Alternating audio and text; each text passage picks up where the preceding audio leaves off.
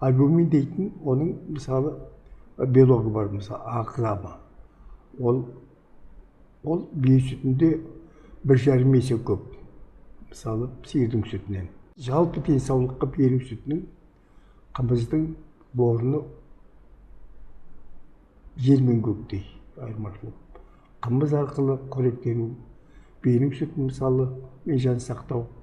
Ол енді құдіреттілігі соншалықты жасыңды ұлғайтуға, өмірдің сапасын жақсартуға, жалпы алған уақытта адамның мығым жүруіне, ой жүйесіне шейін ерекше мән беріп салды. Сондықтан да биенің сүтін қиын қыстауда ананың сүтінің орнына пайдаланатын себебі де осыдан. Сондықтан да екі ақ сүтті, ананың сүті мен биенің сүтінің сапасы жан-жақталған уақыттарда өте таяу, біріне бірі жақын.